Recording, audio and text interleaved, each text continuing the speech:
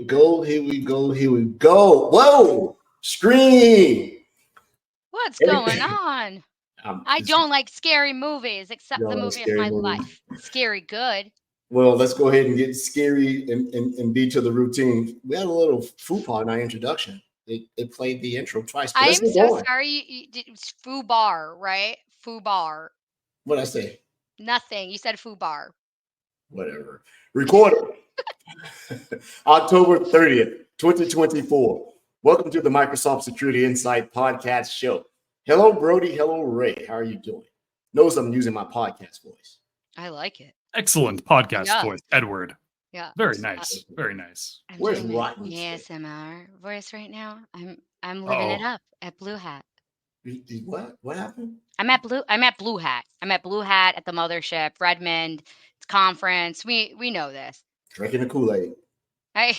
Super cool. Do they give out blue hats as part of your attendance? Typically they have like a beanie. They had one last year.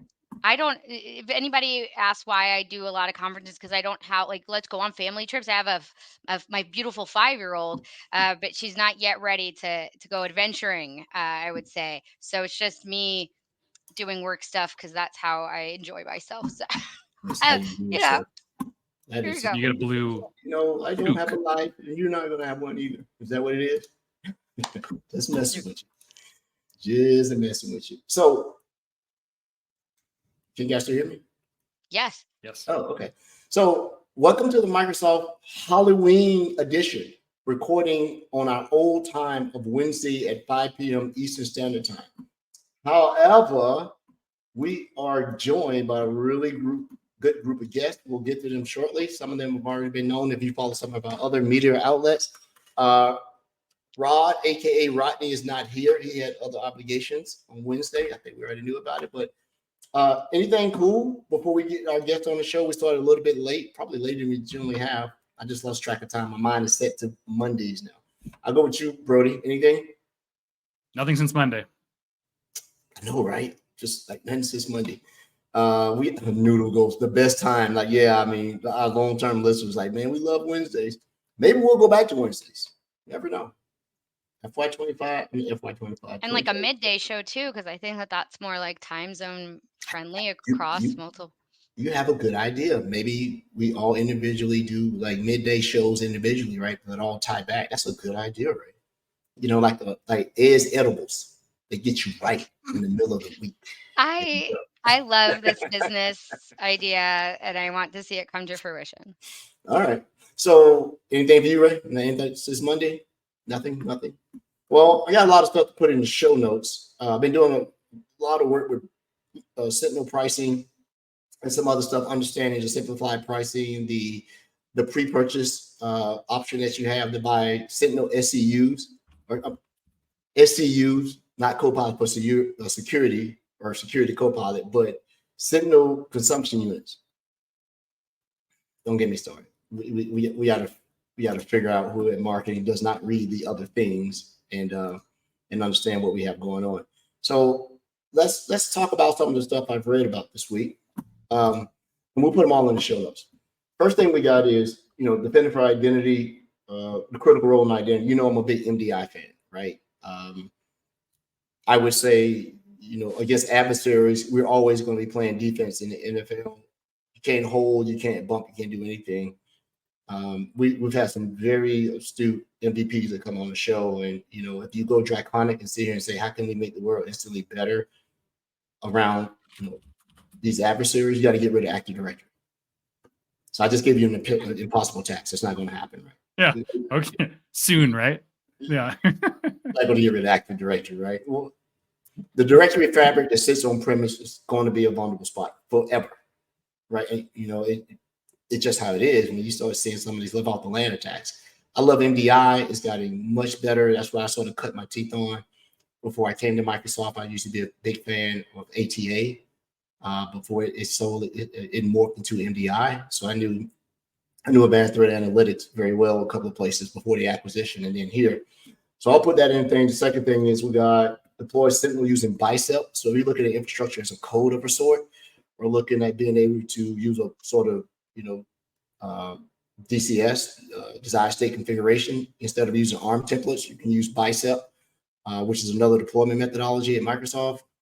In Azure, I know that Rod is a big fan of it. I started playing with Bicep a little bit more. I've never written a package or deployment a deployment method using Bicep. I think I'm going to give it a shot to see. And I don't think a lot of folks that are using the Git are using Bicep. They're still using the old ARM way of deploying stuff. I'll put that there. This is close to my heart this week. I've been trying to help customers do log rationalization and using the data collection rules, especially with the new AMA. The AMA agent is not new, but it is running toward deprecation. So the data connectors are hugely representative that you got to get off those legacy connectors. You got to get over to the AMA agent that you're deploying on your endpoints, so you can pull these in and be able to ingest logs and be able to do things like avoid duplication of logs, logs that have value, being able to do split log ingestion. So we want to get over to the AMA agent. We have something really cool. We're a little bit behind. I'll save it for the next show. Rod and I had to troubleshoot something. I figured out something that I absolutely did not know about Defender for Cloud. One of my favorite blogs here is Shovelmon. He is one of the heavies when it comes to understanding all things Signal. He talks about using integrated Defender external attack surface management with the Sentinel guide, being able to bring that in. I thought it was as simple as just going to the data connector and doing a solution. It's not. I have not done this yet, but I have ESSM in my Azure portal and in my subscription. I'm going to give it a shot this week. Just my little geek out project. We're talking about detecting anomalies early in browser. So, if you're doing any type of forensics and you start seeing, I forget the entry in your, I guess maybe able to tell me it's not in your shim cache or your app that is where you can see the browser and it has like maybe a 300 which says downloaded from the internet. Can't remember right now. That's why I have a cheat sheet. If you start seeing this type of attacks and people obfuscating, links and things inside of a URL, you can sort of disrupt this looking at browser anomalies. Pricing, it is what it is. I had someone that was super confused about the unified pricing. I put it in here. This is a refresher for everyone to be able to go do that. And Midnight Blizzard's doing their thing again. This came out October 29th. So, we're still in Cybersecurity Awareness Month. We got one more day. So all our listeners, the campaigns don't stop. And now spearfishing, embedding RDP files. If you want our listeners, you're just letting unthreaded RDP run rampant within your environment. You're asking for it. How about we do some PowerShell sessions, right? And do that rather than just using RDP. So PSA on that. And plan costs, once again, helping understand simple pricing. That seems to be something that's consumed me with one of my largest customers this week. So I think it's time for a refresher that everybody looks at that. So we'll get all that in the show notes. That being said, sort of fast, but you can read it later.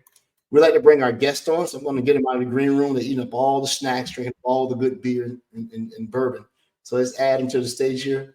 We're going to have Sam, Thomas, Colton, Ray. Would you like to introduce your esteemed guests? Absolutely. These are a few of our Defender experts behind the scenes.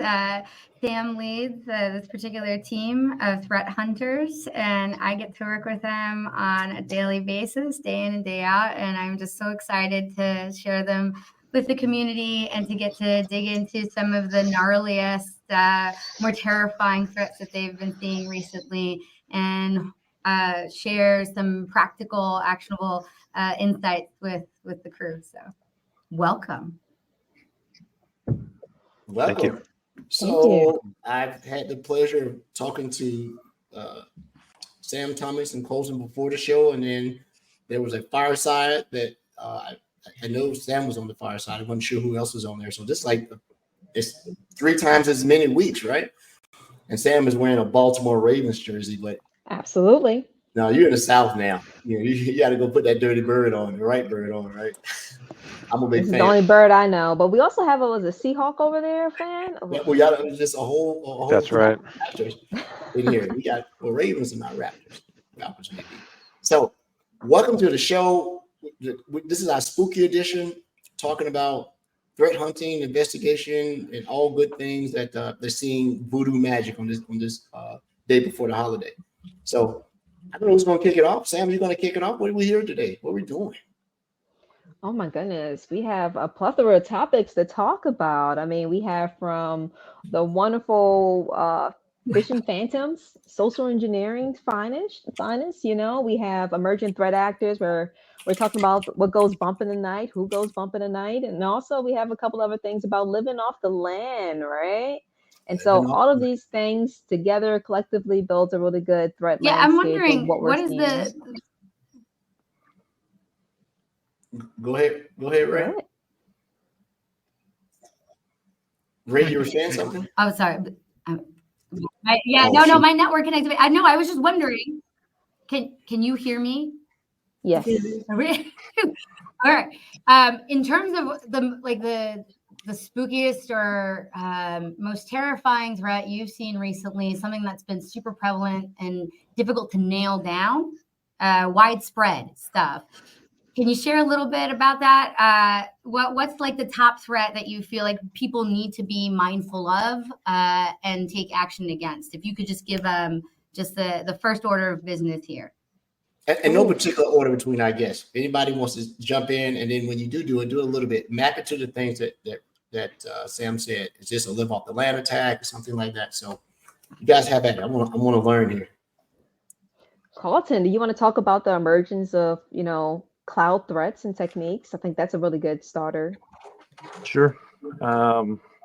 So yeah, I don't know if it's as widespread as some of the other campaigns that we see, but it's something that's definitely kind of ramped up over the last couple of months to years, especially when you talk about like cloud identity compromise and some of the more sophisticated threat actors that are kind of leveraging these attacks.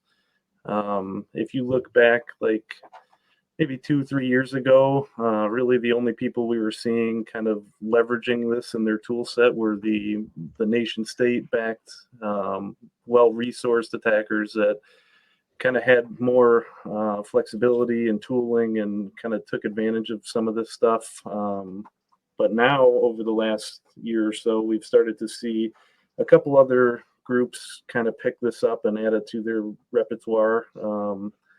You think of groups like Octotempest, for example. They've probably been one of the more notable ones over the last year or two that have kind of picked up this attack set and started to leverage this when they do their intrusions to kind of pilfer data, and kind of leverage some of the token replay stuff to accomplish their goals. So there's kind of a wide range of actors that are leveraging this as a path to conduct their activity. So what was once kind of limited is started to broaden out, and now we're seeing more and more people add this to their repertoire. Any particular reason why you think that is starting to pick up? Because I have a theory of why I thought it would never really take off and be overwhelming in like a tsunami, but I like to understand a little bit. Why do you think you're starting to see that pickup of other ATPs techniques and adding them to their own? Personally, I would say there's a couple different reasons for it. First of all, looking at like the EDR space and defender space in general over the last couple of years has really progressed. So it's kind of raised the barrier to entry for some of these groups that once they get initial access, it's kind of more difficult to get around the network and get what they're after. You look at a couple of years ago, pretty much everybody was just dropping Cobalt Strike beacons all over the place, and detections weren't really the best at that time, and they could kind of just use that as the foothold and pivot and collect all their data and exfil it out that way. But as detections and the EDR products have kind of gotten more advanced and more correlation, it's kind of made it a little bit more difficult. Not to say it's impossible to bypass EDR, but it kind of raised the barrier to entry. And then I think the other thing is kind of the adoption of the cloud and all the companies that are kind of moving to that hybrid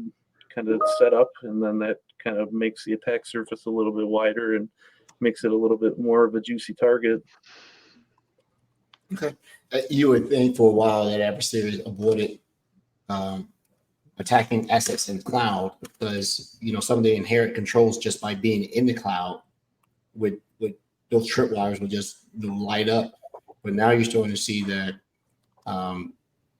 these adversaries are no longer afraid of, the native cloud infrastructure is the one that they're there when you just land without buying the subscriptions and the particular workload. So I see it too. I see that that's happening now. And this ties back to what you initially said, where they're attacking cloud access. Is it access or they're attacking identities? Because you just said once they get access, what generally is the next thing someone does once they move either laterally or hopefully they don't have to land on a privileged identity right off the bat? What's the first 2 or 3 steps that you see in your investigations of what they're doing next? Yeah, so obviously it's going to start off with identity compromise in most cases, whether that's password spray or adversary in the middle.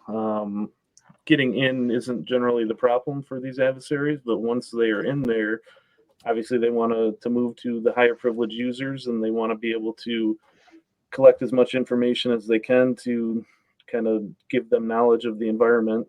So that could be even as simple as leveraging the VMs and kind of some of the stuff that's inherently already there in the cloud. When you get access, you can just leverage those VMs to kind of use those to gather more information to kind of further along what you want to target going forward. And then you start to get into, once you have a compromised identity, you could leverage tools like Graph Runner or Azure Hound to kind of further enumerate the environment and further collect information that can be used further down the attack chain. So that's kind of what I would see is the most. Obviously, when they get some of the more privileged accounts, there's different ways to set up backdoors to maintain access. And once the hybrid accounts kind of get compromised, it makes it a little bit more difficult to track what the adversary is doing, because a lot of the times the admins may still be using the account and they might blend in with some of the other traffic. And that kind of brings it to the next point of what's made it more difficult when adversaries get on these accounts. A lot of times in the past, you could kind of rely on threat intel of there's a specific IP address that the attackers like to come from or specific range, but nowadays they're leveraging more of the residential proxy space, which makes it a little bit more difficult to discern whether the activity is actually the adversary or if that's the legitimate owner of the account conducting that activity. So it's definitely interesting to investigate and kind of pull apart who is doing what. Yeah, you're right. And, we could go into some of those just no-brainer things that could, make it much harder for people to compromise identities. MFA people, it's not that hard. It's like everywhere now. Just do it. Thomas, what about yourself? Oh, I'm sorry, Sam, you were going in? No, I was going to say, it goes back to the last episode where we talked about zero trust. And by then, once the product misses it, right? So you have that false negative. Now you have to get into the baselining of the network and understanding, what is the normal times of operations, right? Who normally logs into these machines? What are their normal actions they perform on these machines? Because now, you assume that everyone is compromised in many ways, and you have to discern who's really belongs in this environment. Another portion that you asked, which was what happens once they're in, it really gauges or gears towards intent, right? You have to understand what was their true intent when they meant to get on these machines. Was it data exfiltration, right? Was it a data brokering in many ways? So I'm just going to suck up all the information, intelligence, and then I'm going to sell it. Right, I'm going to resell it. Or was it something destructive? Right, we talk about the human operated, ransomware. What are they? Is it monetary gain? Right, financial gain.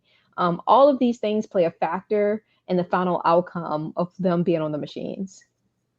And sometimes you may just be a unwilling bystander. Is that I don't want anything you have. I want your connection downstream.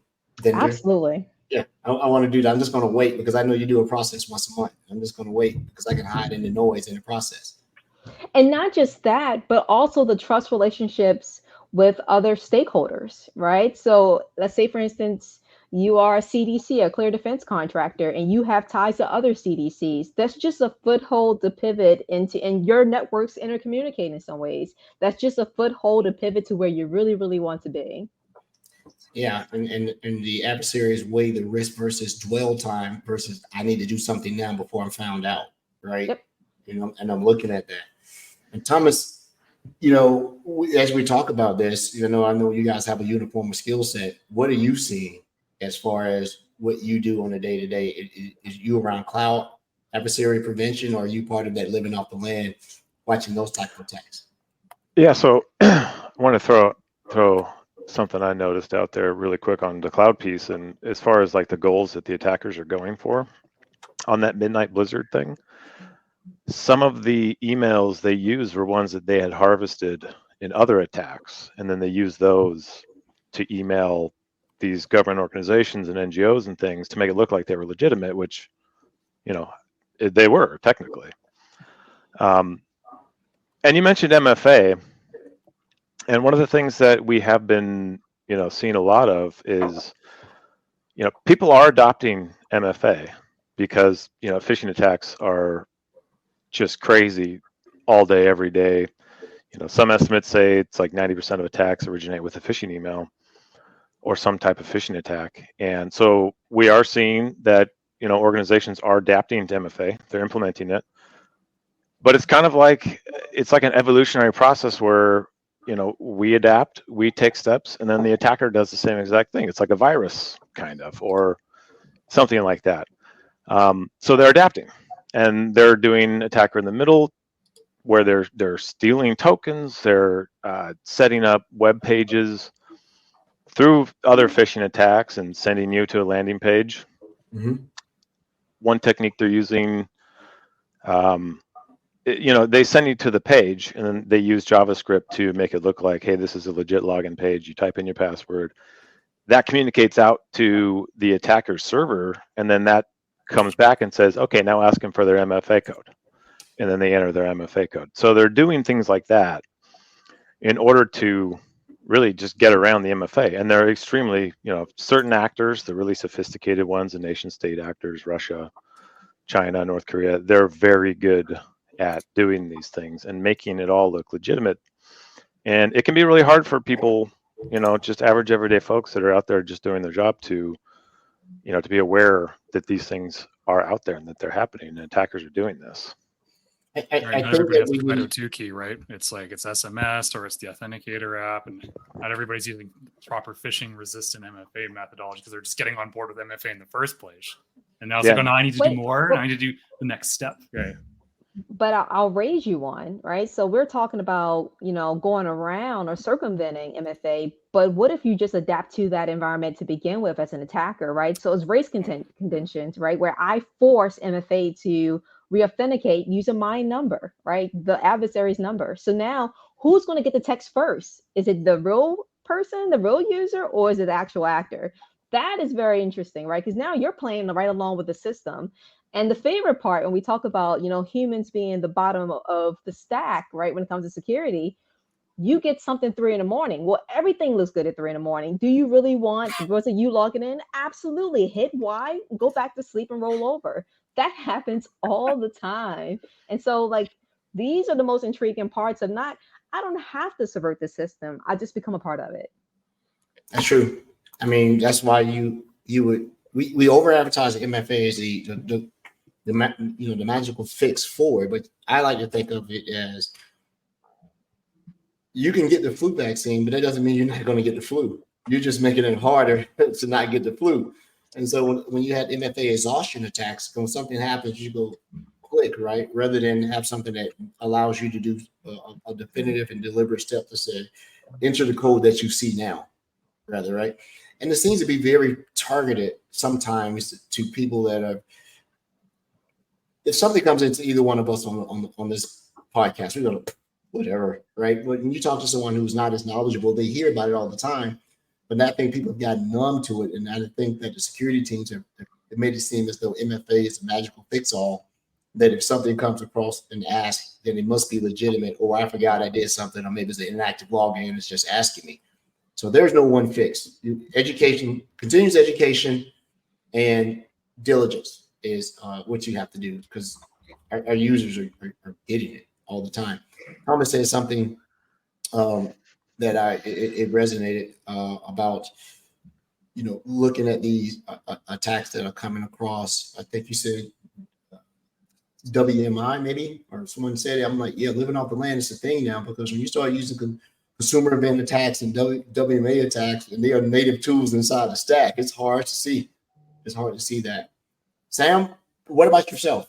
Everybody has these disciplines, but what is that thing that you are most focused on and you're looking at to say, God, we got to do better at this, because now the attackers are going to pivot at this particular weak point? Is there anything you're seeing around that? I mean, if it's not broken, don't fix it. I would sit there and say phishing. Phishing has, evolved in many different ways. I mean, I think we first touched on the Midnight Blizzard piece, but it's also the trust relationships. And that's the theme in this conversation right here, is the fact that instead of you just simply clicking on a link in, an email, now they're reaching out to you in Teams. Now it's QR codes, right? All of these things are mediums or platforms that we build trust on, or LinkedIn. Like, these are things we build trust on, and you automatically have that warm and fuzzy feeling that I can do a deep dive. I can press the button. I can click the link, and I'll be okay. And it's not, and it's it's one of those things for us. It's like, it's run of the mill. Don't click on it. But for many others, like, there's a sense of safety that's not necessarily safe. Right? It's not necessarily safe. And that's the biggest thing. And so for me, it's one of those things of, how do we as defenders best reach out to our customers to educate them, right? And I think you said it before, it's constant feedback, constant interaction, just to make sure we're socializing it and they understand the impact. Yeah. And it can feel daunting. I use the NFL analogy that if you're playing defense in the NFL, you got to get paid, because everything's stacked against you. When the moment you get out there, you're basically playing 10 on 11 when you're out there playing, because even the quarterback, especially if I got to try to contain the Ravens quarterback, that's not going to happen. You're going to finish. Absolutely. You're going to get frozen in yourself, or it's going to be so much information you have to process that you're not going to be able to do anything. That's how it is. Bro, you had something? Go ahead. I loved you using the Ravens, because Sam's a Ravens fan. I just thought that was very nice. I did have something actually. Go ahead. I wanted to build on that and ask Sam and the team. Okay, so like very recently, the DCU, the Digital Crimes Unit, disrupted a spear phishing attack with Star Blizzard, and that was a Russian group, and they were hitting various NGOs, government institutions, etc. Great. I love that, right? I love Microsoft works with, I'm sure, elements of your team to identify and then work with, SELA and the DCU and take those nets down. But honestly, like, isn't it just like they're just going to spin it back up again and keep doing it? Like, is it so, like, so it seems like it's so difficult to get in front of it. And I'm wondering, are those efforts enough, or are they disruptive enough to dissuade? Or is the recovery and the recovery time to stand up this infrastructure to go ahead and perform another attack just too easy to do now because of cloud infrastructure capabilities? Yeah, that's a good question. I mean, that has sort of been talked about, that you have to make the cost of doing the entry or the work to penetrate so high that either the adversaries choose easier targets, but easier targets don't pay. Big targets pay, and they know, right? I've been doing this long enough, and Sam, you have, and Thomas and Colton. Tell me if I'm wrong on this. Back years, 10, 12 years ago, there was sort of an unwritten rule that you didn't go out to education, you didn't go out to healthcare. Doesn't care anymore, because education, especially these large endowments, have billions, if not hundreds of millions of dollars in endowments. So you got money, and healthcare is considered critical, so you'll pay. So, but I think the landscape has definitely changed. And then now, as you get closer and closer using the AI, there is no emotion. It's like a famous saying in one of my favorite movies: it does not feel pain, They do not feel emotion. They will Terminated. not stop, and they will not quit. Love it to death. So what? Sam, what do you think? What do you think on that, or Thomas or Colton? I'm curious your thoughts. I mean, it's a game of whack-a-mole, an endless game of whack-a-mole, and I don't want to. I hate to say it, but with all the wars going on, there is motivation to continue, and unless we solve world peace or something like that, I just I don't think it'll continue to get harder for them, but I think they will always find a reason to do it. And we'll always be here to try and stop them.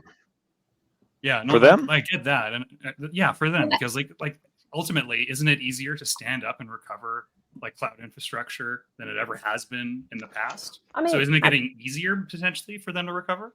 Absolutely. I mean, I think phishing as a service, where pretty much you have threat actors that are just selling kits, right? That's one thing that easily you can regroup and keep going. And that to me, it's just low bar. That brings in people for cyber criminals, like the script kiddies, the middle tier people, because now they can just buy it and then run with it, right? I can make a spoof portal login, and if I can do it, that's a low bar. Okay, so we go every like phishing, everything's a phishing. And so, is there anything recently where you're like, darn, that was actually that was sophisticated, that was surprising, that took us, it was impressive, the level and the extent that they were able to have such impact. Oof, that's a tough one. I mean, honestly, it's not the vehicle in which they use to get to the crime scene. It's not that. To me, that is pretty run of the mill. They're using an Impala or a Thunderbird, something low, a Dodge Neon, right? It gets you to your endpoint, right? I think the level of sophistication happens on the mechanism in which they get that access, right? Or that persistence, right? That's where you get into the Midnight Blizzard piece, where it's a PDF masquerading with a raw file that has actually executable inside. Like, that's when you start getting into these layered pieces that you actually have to spend some time and say, well, that's intriguing. Yeah. When you go back and you deconstruct some of the stuff, it as serious as it is, it's actually pretty cool. I had the chance to delve in your world a little bit by taking, and Brody and Ray know this, I undertook that forensics 508 exam, and I realized I knew nothing. And I was like, okay, we're doomed. Yeah, she started to go through this stuff. So we know that we can't stop email. It is a thing that makes the world go. And even if you say, well, Teams, Zoom, Slack, whatever else, it's just another way of mass communication. And I'll ask this question, and I'll start with you, Colt. If you could write into cyber law one thing that corporate entities, because government entities, they have regulation of a sort, right? You can do things. But if you could write in one law that said, as a corporate entity, especially if you're publicly traded, you have to do this thing. Otherwise, all this, we're going to have actual teeth. There's not going to be fire the CISO, lock the CFO up. It'll be huge financial penalties without ability to negotiate. What would be that one thing? I mean, I hate to say it and take the cop-out answer, but I have to go with MFA. I mean, it's at this point, it's such an easy thing to implement, and the benefits are there. Really, there's no excuse in 2024 to have workloads or identities that are able to be compromised without having MFA on them. I mean, the barrier to getting MFA in some form or fashion is generally not that high, and it does prevent. I mean, it's not the best defense in the entire world, but it does raise the bar to what an attacker has to do. If they can just password spray every user out there and still successfully compromise users like that, and kind of to Brody's point, I mean, it's so easy to spin up cloud infrastructure to send out these phishing kits, especially like the QR code stuff. I mean, if they can just mass produce this stuff and just basically cast a wide net at everything, and there's still thousands, if not hundreds of thousands and millions of accounts that aren't protected with MFA, and they can compromise these and use these to move laterally, why would they not do that? I mean, hanging fruit. Thomas. A different type of question. If you had one regulatory framework that by law everyone had to do, in addition to what they had to do by virtue of what they do, whether it was PCI, TSS, HIPAA, whatever else, what framework would you tell someone, hey, in addition to that, this should be the base that you do, and it is required, which you can name anyone, what would you advise people to do? I don't know. I kind of am not personally, I don't personally believe that ultra regulation is really a solution to anything necessarily. And I don't know that it would solve anything, to be honest. But I think, every once in a while I get these things in the mail, these little cards like, oh, there's this class action lawsuit. Your info was released. And it's like, okay, I'll get $2 back, right? I think there should be stiffer penalties for things like that when that happens. So, and I think, if you really want companies to be serious about things, you punish them. And financial punishment is the most severe thing I think that you could do. I don't think throwing people in prison is a good idea, but if you're going to take away their money and hurt their shareholders, I think you're going to get people's attention. I am totally in line with it. There's not enough pain, right? And companies are starting to weigh, well, a little bit of penalty that we'll pay and a little bit of public relationship and credibility that we'll lose. Yeah, we'll still keep trading this until you make it. I agree with you. Overregulation is not the thing. Sufficient punishment, monetary, definitely. Go ahead, Brody. Sam laughed when you said, I don't think we should throw anyone in jail. But maybe there are certain circumstances where that should happen, depending on the severity. Sam, what do you think on that? Like, you're kind of like, oh, like maybe we got to go that far. And we're talking about for the companies, correct? Yeah, I mean, say be more public sector would probably be a circumstance where, if there is a major incident, like maybe someone's got to actually pay the price and not just the financial price. Yeah, and double indemnity, Sam, because private companies can do what they want, but their accountability is to their customers and the trust. But publicly traded companies, shareholders and the customers are getting it. So I want to hear about throwing in jail. Not that you said that. I am not policy driven. That's not me right there. It's intriguing, right? I mean, we go after the threat actors, right? DOJ goes after the threat actors, and they try to, right? Apprehend them and throw charges on them. But again, it's the next man up. It would always be the next man up. Yeah, when Silk Road was taken down, I was reading a dossier or listening to a biography or something, and someone stepped in who did not want to take over Silk Road, and they did because they realized, hey, man, there's money to be made, but we need you to fill this particular billet because of where you are, the anonymity that you have to be able to do these things. So when Thomas was talking about throwing them in jail, he wasn't talking about the companies. I think he was talking about different penalties, especially for stateside actors who either do it dumb if you're doing it from any physical or IP address that's stateside where laws can be enforced. But I think the question is two-pronged. Companies that are deliberately negligent and securing certain things, especially when the industry peers have already shown, hey, you got to do something. And if you see it, we've said it, it's not if, it's just when. You're next to be able to do that. So, yeah, I think we need stiffer penalties. I think for a time, there was a perception there was a lot of underage individuals who were doing it because they thought that was a shield. I'm underage. I'm just being a teenager. I'm just hacking. I didn't mean anything, intentional, but it's very much intentional in doing that. So I'll ask a question to the entire panel. There will be no world peace because there's humans. That's not gonna happen. There'll be world peace when we look up in the sky and you see ships coming down like humans, tasty. Then you'll see everybody want to get together. Now we want to fight. Independence Day, right? But, what is there not to be pessimistic about? Give me a good sign. Give me something that says, hey, the battle's not lost because I see this on the horizon. And like a recent campaign that you were, even if it started off as something ordinary, like the entry point was fishing. but you're able to, oh, I see a difference here. We saw this campaign. It was systemically running rampant and creating havoc, and we were able to stop it.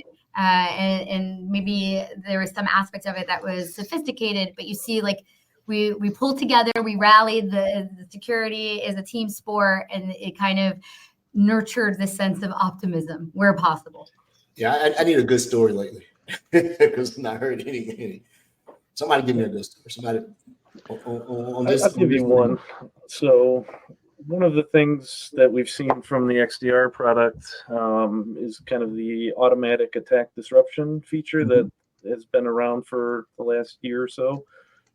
There's been a couple different intrusions where the actors are eventually trying to drop ransomware, but because of that attack disruption and the ability for the product to automatically detect that there's lateral movement going on and then the account is compromised, the product is able to go in and contain that user or that device, and then that kind of prevents the actor from being able to spread across the entire environment. So now you may have a handful of systems that still get infected, but instead of looking at 5,000 users or 5,000 machines, now you're looking at 5 machines that may have been impacted, and then that allows you to kind of do the investigation and make sure the attacker is out of the environment and get back to business a lot quicker than if your entire network was owned.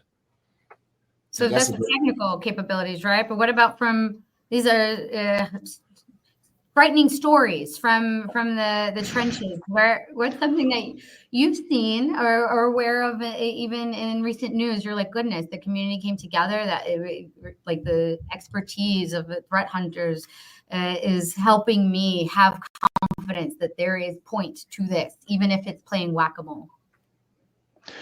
Yeah, so our team, our small team, we have been hunting on one team of the broader defender. Yeah, just one team, not specialized. Yes.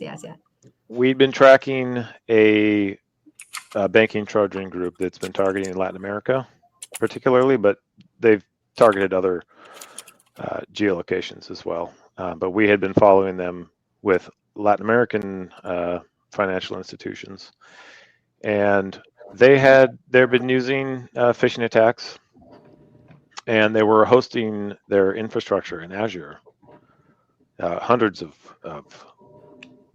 their sites hosted in there and their infrastructure.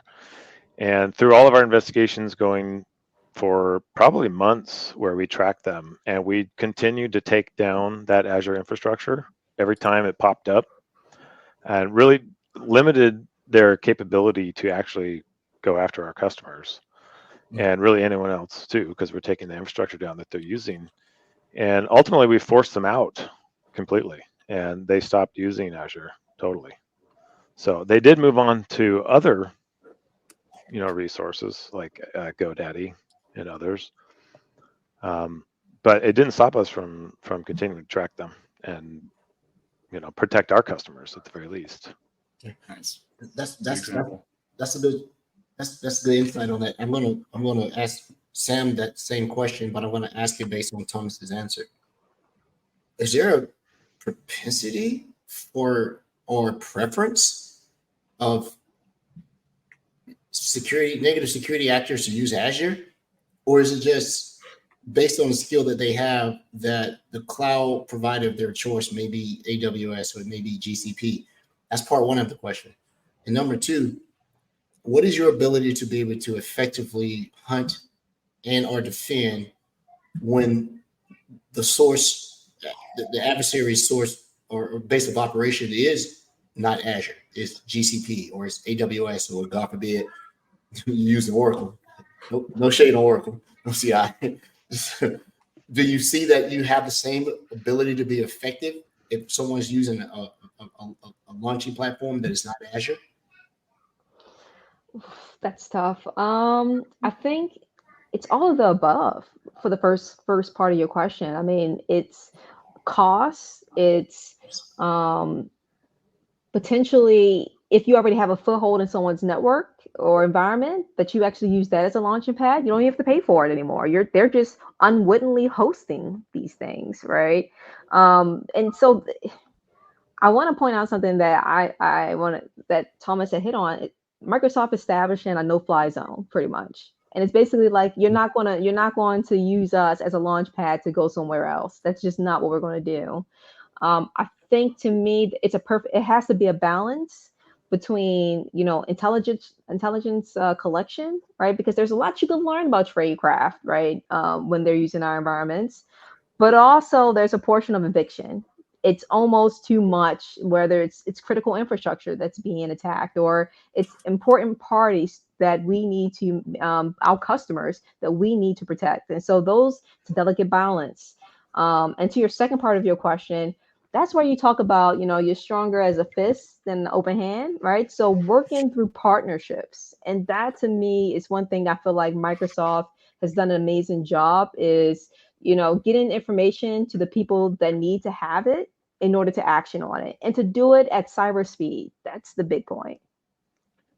Very There cool. is a delicate balance. When you're doing this hunting, Sam, do you ever come across tough, ethical dilemmas when you're trying to track down a threat, like privacy concerns or overreach, and you have to constantly kind of cycle back with SELA or anything just to make sure everything's all on the up and up? What's that like? I always wondered about that line, that tightrope that you're talking about. Oh no, Ray's my lawyer. She listen, give us a disclaimer. We hope, like the three of us, the panelists, we hope to stay out of jail, and we leverage SELA. We leverage our compliance rep as much as possible. I think to me, it doesn't work. Everything falls apart if we go to jail. So we want to make sure that they are well informed of what we're doing and how we're doing it, and if it's ethical or not.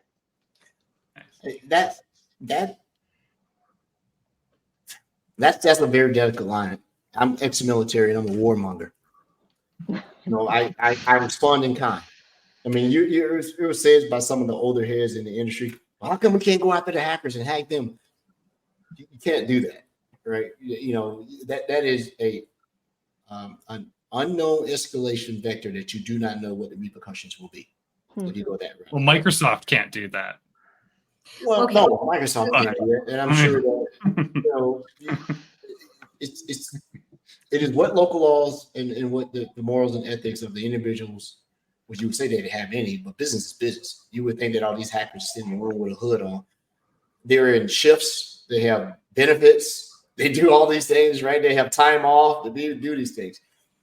But I'll pivot away from just the process and the big brain piece to go back into the technical aspect of, you were talking about the different the different exploit kits that are out there. Mimikatz, Cobalt Strike. It was one more that starts with an S that sort of mimics Cobalt Strike. How much time do each of you get in those tools? How much time do you spend with your hands understanding the weapon that's being used? Do you spend a lot of time inside those and maybe in a sandbox something, understanding and dissecting those tools and being able to pull down the latest version of it so you can see what is morphed in the tool? Even though I know it's highly customizable, especially Mimikatz. I'll start with you, Thomas, in the middle of this time. How much time do you spend familiarizing yourself with the weapon? Not enough. It's been a while. Takes time, right? Eats you up. What about you, Cole?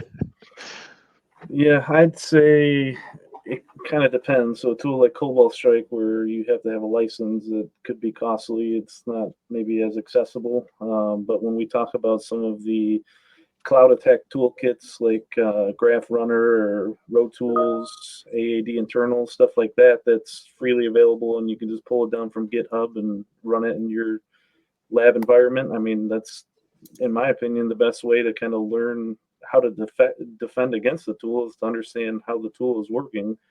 Kind of going back to before I was at Microsoft and kind of how I got more involved into the threat hunting aspect was through doing the OSCP certification and the OSEP certification, which was Okay, Carlton. kind of learning, kind of learning the OffSec side and how attackers and red teams kind of go about their business to achieve their goals, and learning how to configure some of the tools and some of the ways to get around EDRs and Defender and kind of hide in the shadows. And then by learning that, then it makes it a lot easier when you're trying to detect that, because if you have no idea kind of what their toolkit, I mean, going back to your NFL analogy, like if you are on defense and you have the plays that the offense is going to run ahead of time, it's going to be a lot easier to defend against and protect. Patriots. So, yeah. Hey. So, But on that NFL piece, and then we'll go because Sam has something here. You could have the playbook. You still don't know in what order I'm going to call the play. right. Matter of fact, you may have more information than you need, and then I can give you a couple of false plays, right? I don't want to go off top. We need to talk about how that we'll have a football show one day. So, Sam, you were about to say something. My apologies. Oh, so now that Colton did his subtle flex, I have my Grim and my GCFA. And in a formal life before Microsoft, I ran the forensics and malware team. So it's been a minute since I popped open IDA or Ghidra, but I mean, things really haven't changed much. I will sit here and say, at the end of the day, you'll get a bunch of junk code, but where they're trying to get to, their intent of what they're trying to pry into, it's all the same. So that's my spill there. But I love the flex, Colton. Very subtle with your Detroit Lions hat. Yeah, you put it on. You know, I like Detroit Lions. We'll see. We'll see. Following They're going to play football here in about 2 weeks. Now that's scary. That when you talk about something scary, Detroit going to the Super Bowl, that's scary hours. I'm in Atlanta. I will keep my mouth shut. I think somebody said at least we have a Super Bowl. I just put my head down and I kept my mouth shut. What year was it? Did. 60 something. Hey, but Joe Namath, man, I need me a fur coat. I should have got me one of those to wear on the show. You call your shot on that. But anyway, so it sounds like I just assumed, and I think a lot of folks assume that hunters who hunt, that you guys stayed in the tools. Like you had a sandbox that you were running area export, you were reverse engineering it, and you were doing it. But it sounds like it's not the case. So if that's not the case, how do you force the other side to punt if you don't really understand how to keep them from getting a first down? Because Frank, the creator of the show, just always say your job is not to stop, because they won't stop. Your job is to get them to punt, right? And then you drive them back down the field, let them come back, and you force them to punt again to do it. So what do you do in your day-to-day that you outside of being thrown in the fire and drowned in the pool and fighting the alligators up to your arm to stay current on things? Because I think it would be worrisome that you learn as you're being shot at. And I know that's a bad analogy these days, but I can't think of a better one right now. No, I think you're short selling a little bit. And I say short selling because Microsoft, we are inundated with the signals that we get, right? It's more than just a team looking at things. It is a plethora of teams that are looking at things and reverse engineering and feeding it back into our data systems. It doesn't take just one team to do it. It's multiple teams. And we get to be able to curate that information, funnel it through, and make it actionable for us. And that's the fun part when it comes to Defender Experts, the fact that we're almost like the nucleus in many ways. Many atoms revolve around, and we're just able to pull from it, break it apart, make it make sense to our customers. And that's how it goes. You don't need us. If you have us in the weeds, we can't give you the broad depth of what's happening. Right. And so it's us that's able to fuse these things together to get there. And that's how we're able to stay abreast. We pull in all those data streams from our Microsoft threat intelligence team, our reverse engineer team, and pull it all, our MSIR engagement teams, right? People who's on the ground doing forensics. We're able to pull all those data streams together and tell a complete narrative. Mm-hmm. Sorry. It just reminds me, Sam, how you were emphasizing, a lot of people, the misconception is that people are the weakest link in cybersecurity. But I know, and you firmly believe this, humans are also the tip of the spear, right? We are bleeding edge. So it's us leading the charge. And yes, obviously we have Gen AI and we leverage that internally, but it's the human expertise that is protecting the human aspect as the weakest link as well. So I like the juxtaposition there, and I think that that's something to be mindful of when we have these conversations. Yeah. So let's we have a few more minutes in the podcast. Let's have some practical conversations here. Sam, I just sent you my resume. What I need to join your team. And this is hypothetical. I didn't send you my resume. This is me saying, hey, I want to be on your team. And then I want to get you to at least say, I want to give an interview, and then when the interview, I got to sit on the panel of all three of you. How am I going to not get run out the room? What skills do I need? Ooh, this is a good question. And you have the best team right here to do it because these two people are on the hiring panel. I'll make the decision, but they're going to be the ones that's putting you through the gauntlet. So you have Okay, the I know that. perfect conversation. So start with them. I'll do the decisions, but start with them for them running the gauntlet. So Colton, other than me coming in with a Barry Sanders jersey on in the interview, because social engineering and behavior manipulation is one of my superpowers. So I got a Barry Sanders on. I saw the turnover bit over. You see his sign. There's a sign. So what do I need to do? So you show up with a Barry jersey, I'm going to tell Sam to hire you because we need more Lions fans around here. But on a serious note, I think the biggest thing for me is what you know is great, but the stuff that you don't know and how you're going to go about learning that stuff is what I really care about. So if you've never done any work on hybrid identity or any cloud kind of defense, just kind of talking me through, like, how would you learn those skills? Like, what kind of resources would you use? What kind of like conferences or doing CTFs or anything like that? Like, how do you learn new skills and be able to apply them? Because cybersecurity, especially at Microsoft, is such a broad kind of thing. Nobody's going to come in knowing everything. So being able to kind of teach yourself and understand how you learn and how you can apply that is what really gets me. Yeah, I love that. When I had to sit on interview panels, I sometimes pivot away and I ask the question, tell me what your lab is like. Your own personal lab. Tell me what you're doing in your lab.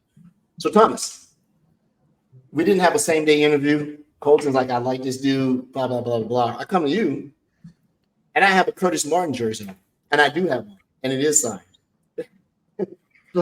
So I've been out with my Jets on, and I said, hey, how you doing, Thomas? Give me an idea of what you believe is a good candidate. So Colton says the ability to learn and invest in yourself when you're not at work and how you do learn. What is it for you? Yeah, I think for Microsoft in particular, culture is really a big deal. Yeah.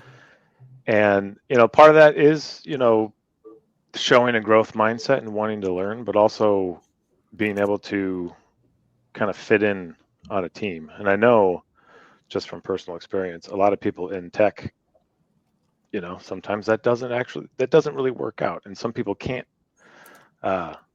work on it as a team. A lot of people are kind of, work on their own, do their own thing. But we need team players, and we need people that are going to be able to reach out and build relationships with other teams as well. Mm-hmm. Because like Sam had said earlier, a lot of the work that we do it as a team, but we also do a lot of work with other teams inside Microsoft. We use the work that they've done. They use the work that we've done, and we come together and we do things to grow our team and grow our tools and grow our capabilities. So I think that's really, really important to me. Great. So I got through the first two gauntlets. I'm in front of you, Sam. I show up and I'm like, oh, hold on, give me 1 second. Shannon, I'll call you right back. Yeah, thank you for the cap, Mr. Sharp. I really appreciate it. So now I come to you. I just got the phone with Shannon Sharp, and we were talking with a buddy, just sitting there, nice sign hat. So I'm trying to find that personal relationship. And I know you're a Ravens fan. What are you looking for as a leader? Not a manager, because I think they're not mutually inclusive. Right? I don't like manager. I like leader. What do you think in the leadership capacity that you're looking for to say, this is worth putting this person on my team at this time and moment? Because things change. So I would ask that of you. Right. So I think each of them, Colton and Thomas, can attest to is the fact that I look, after I get everything back from my seniors, what I really look into is how do you handle challenges, setbacks, and most importantly, failures? To me, that defines your character, right?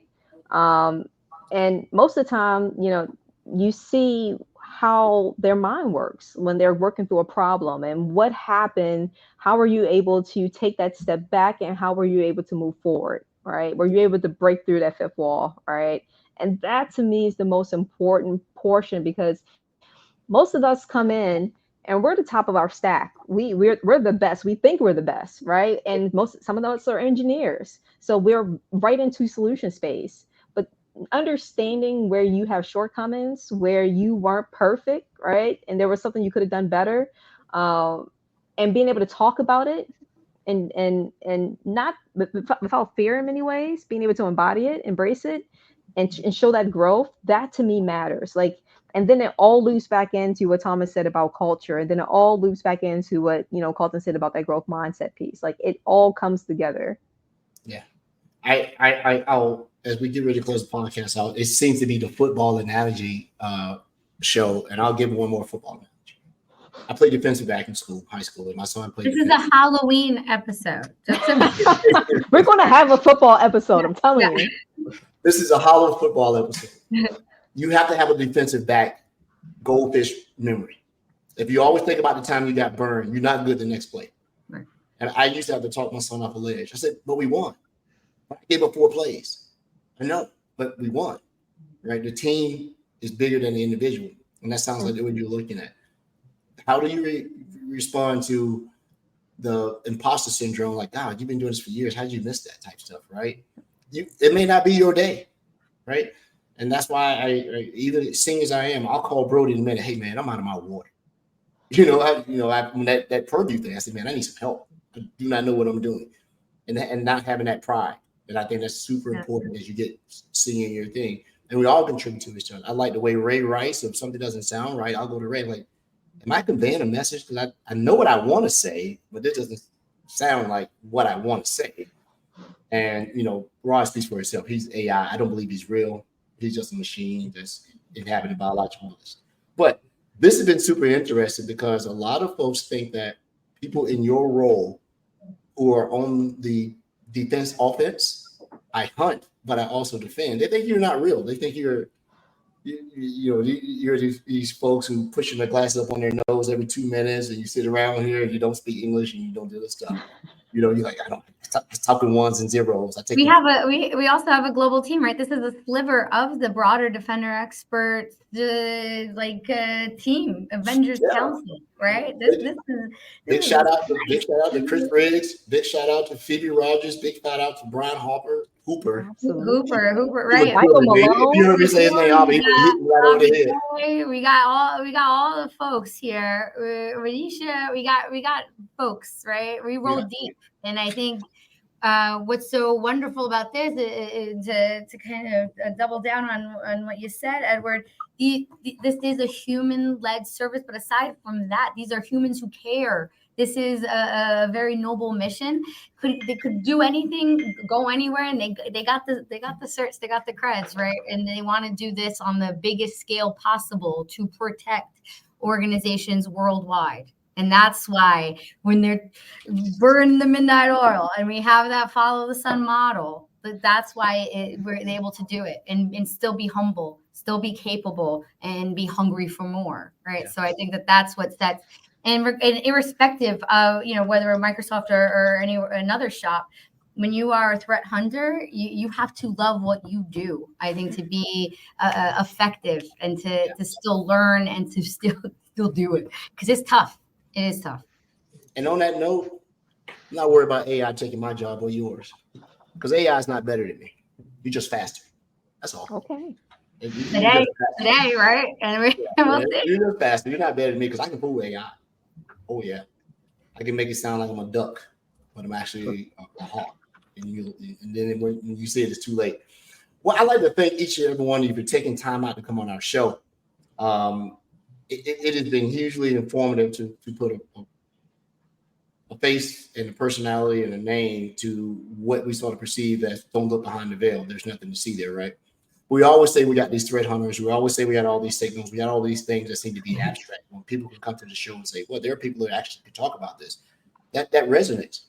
I think the other big thing is you're going to find a huge wave of when people understand that you have to have more than just a purple team. You may have to have an incumbent red team sometimes. And not necessarily that might be a partner. It had to be something that you'll see a hiring wave where people are looking for these skills. Because the minute I put the forensics 508 on my dossier, you get the call. You get all the calls, right? You're like, oh yeah, it's crazy, right? We're in it on a preference thing. One Microsoft cert that you think you should grab, Carlton. But I think they just released a new one.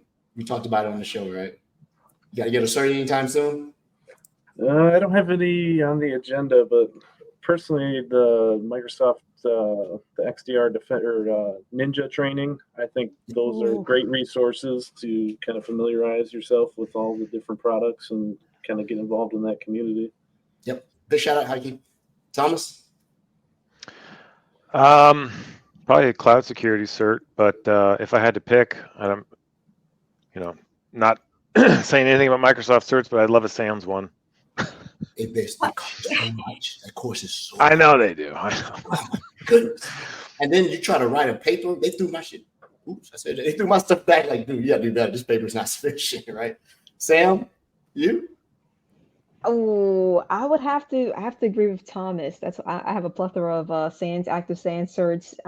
I love it because they have the theory mixed with the practical, especially when it comes to the GRIM. That was really nasty. I liked it. And Net Wars. Yes, hard, very hard.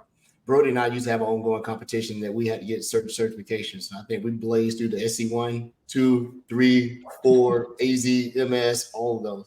I think they resonate, not so much expertise, but a commitment to invest time and to have exposure to the technology. You're not going to be an expert. No. Expert, whatever. So thank you so much for coming on to our Hunters Halloween episode. You always welcome to come back on the show. We may tap you to be a guest host so we can take vacation and let you guys run the show. That's a real thing. I think Brian is going to come on and host a few shows in November because some of us are going to be out for a while. Yeah, he said, hey, I'm going to come on and host. Hooper? So, absolutely. Brian.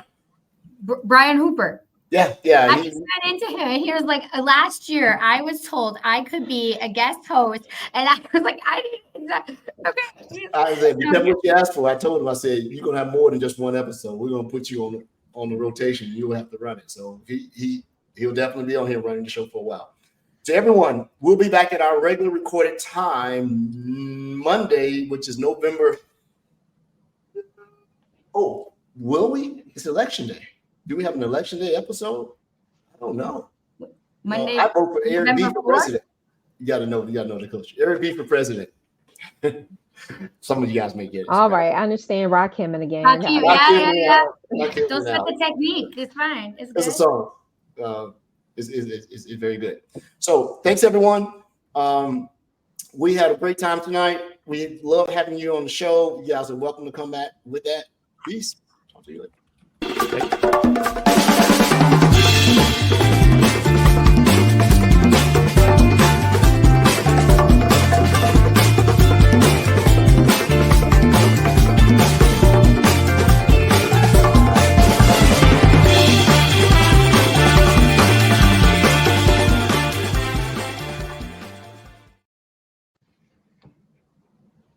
Hello, did Brody disappear? What happened?